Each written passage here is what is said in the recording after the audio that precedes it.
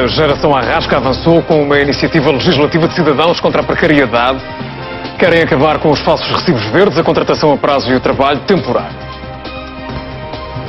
A precariedade leva muitas vezes a cenários de pobreza. Por isso, os organizadores do protesto do dia 12 de março voltam a sair à rua, desta vez para recolher 35 mil assinaturas. Estes jovens, que se auto-intitulam de Geração Arrasca, querem levar ao Parlamento uma lei contra a precariedade laboral. A proposta cria mecanismos para combater a precariedade utilizando a lei que nós já temos em Portugal.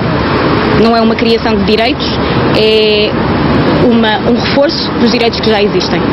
De acordo com estes jovens, a lei contra a precariedade introduz mecanismos legais de modo a evitar a perpetuação das formas precárias de trabalho, como os falsos recibos verdes ou a contratação a prazo. Com a Assembleia da República dissolvida, esta geração tem esperança de que as propostas sejam discutidas assim que recomecem os trabalhos parlamentares, convictos de que a lei será aprovada. Recusar esta proposta que nós fazemos hoje, sem ter nenhuma outra proposta para fazer, é dizer que não são precisos mecanismos para garantir os direitos que existem hoje. E, portanto, das duas uma, quem estiver contra esta proposta acha que não são precisos mecanismos porque acha que os direitos hoje estão a ser concretizados, e nós duvidamos disso, ou então consideram que os direitos que existem hoje são direitos que estão desadequados e vamos ter que ouvir, digamos, esses atores sociais falarem sobre isso. Uma iniciativa legislativa de cidadãos que teve início à porta do Cinema São Jorge, em Lisboa, e que irá espalhar-se por todo o país. Precisamente, Tiago Gilô, do Movimento Precários Inflexíveis, é convidado nesta edição do Diário da Tarde. Muito boa tarde, Tiago. Na realidade, a Assembleia da República está agora num momento de pausa devido às eleições legislativas antecipadas. A vossa proposta não será discutida tão cedo. O que é preciso mudar na legislação daqui a alguns meses, inevitavelmente, para que estes trabalhadores deixem de ser precários? Bem, boa tarde. Antes de mais, obrigado pelo convite. Bem, a proposta que nós fazemos com esta iniciativa legislativa de cidadãos não é propriamente uma inovação do ponto de vista legal. O que nós queremos é um momento mobilizador no país, aproveitando também aquilo que foi a energia do dia 12 de março e o trabalho já de alguma continuidade dos movimentos de trabalhadores precários, para exigir mecanismos que possam fazer cumprir direitos, no fundo dar armas aos trabalhadores que estão hoje em situação mais frágil para poder exercer os seus direitos. E nós iniciamos este percurso, iniciamos um percurso numa altura em que, aliás, basta ver o que foi este noticiário, um noticiário em que se fala muito de desgraças. Hoje vivemos neste contexto. E essa é uma das questões. As vossas intenções não vão um pouco colidir com as intenções, por exemplo, desta troika que está em Portugal, que pretende liberalizar o mercado de trabalho? Bom, o que nós dizemos é que é preciso uma resposta mobilizadora. É preciso uma resposta mobilizadora para enfrentar a crise nas suas várias dimensões. E nós consideramos que a precariedade é precisamente uma das dimensões mais trágicas desta crise. E, portanto, criar mecanismos que asseguram que os trabalhadores em situação mais frágil podem exercer os seus direitos é algo totalmente elementar para nós. E nós temos ouvido, aliás, nós nunca ouvimos da parte dos diversos atores políticos e sociais nem uma recusa de que a precariedade é hoje uma realidade avassaladora em Portugal, isso é indiscutível, nem propriamente nenhuma negação de que é preciso combatê-la. Nós assumimos a responsabilidade de tomar a iniciativa de criar uma proposta que, no fundo, estabelece um conjunto de mecanismos para três das principais dimensões da precariedade em Portugal, que são, sem dúvida, a existência escandalosa de quase 1 milhão de falsos recibos verdes em Portugal, muitos contratados a prazo de forma abusiva e a intermediação abusiva por parte de empresas de trabalho temporário em situações em que o contrato devia ser feito diretamente entre a empresa e o trabalhador. E, portanto, é isto que nós vamos fazer. Interpelar o conjunto das pessoas, portanto, uma nova iniciativa mobilizadora para que, até no momento de pressão, em que as pessoas sentem a pressão daquilo que é um discurso inevitável, de consensos que são prejudiciais para o país. E essa atitude mobilizadora pode traduzir-se em quê? Mais manifestações?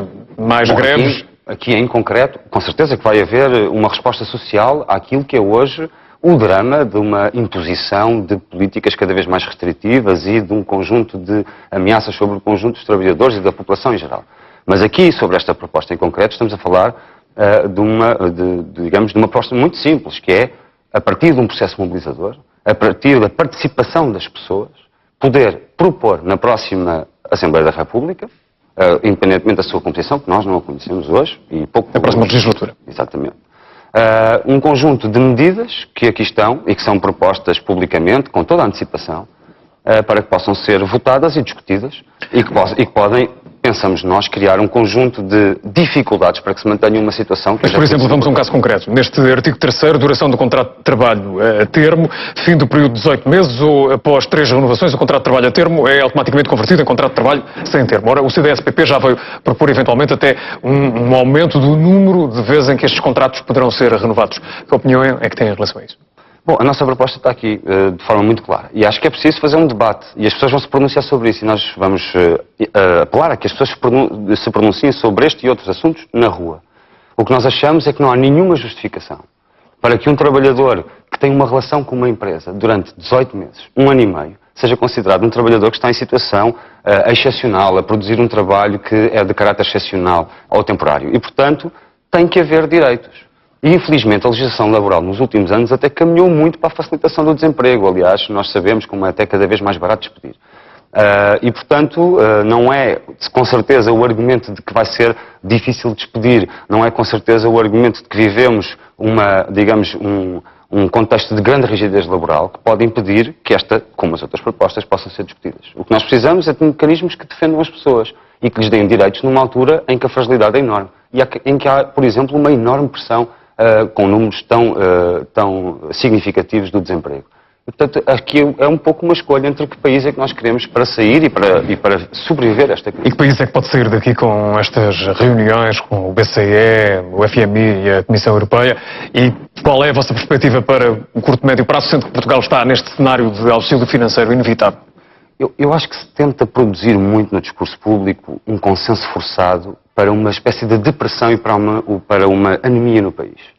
E é essa também uma parte da nossa resposta. É dizer que é possível uma mobilização para combater a crise pelo lado dos direitos. Esta crise não é apenas uma crise económica, é para pagar juros de dívidas e já agora convinha saber que dívida é essa e o que é que nós estamos a pagar e não só quanto vamos pagar.